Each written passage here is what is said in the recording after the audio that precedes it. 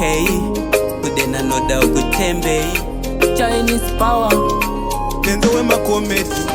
baby uri chapo pakusheka sheka baby uri chapo pakusheka as long iri type yekutengesa Jesu Judas bad boy iwewe uri chapo pakusheka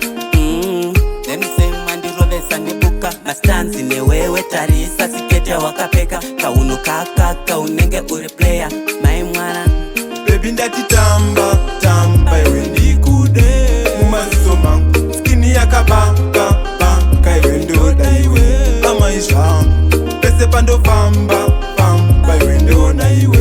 mumaziso mangu skini yakabaka baka iwe Ndoda iwe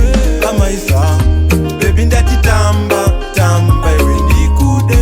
mumaziso mangu skini yakabaka baka iwe Ndoda iwe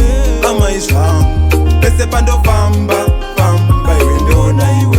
mumaziso mangu skini yakabaka baka iwe Ndoda iwe amaisha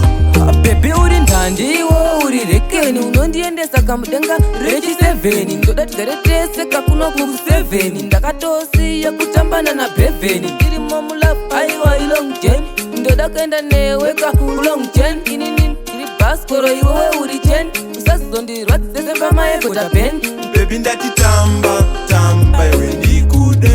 mumaziso mangu skini yakabaka baka iwe Ndoda iwe amaisha pese pandofamba famba iwe ndona iwe mumaziso mangu skini yakabaka baka iwe Ndoda iwe amaisha baby ndati tamba tamba iwe ndikude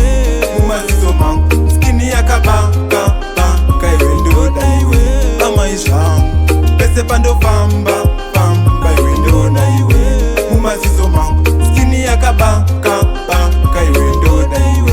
amaisha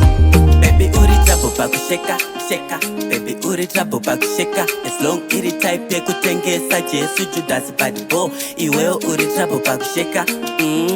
Nemisema ndirovesa nebuka mastanzi newewe tarisa sikete wakapeka kauno kaka unenge uri player mai mwana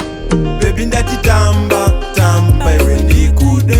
mumaziso mangu skini yakabaka baka iwe Ndoda iwe amaisha pese pandofamba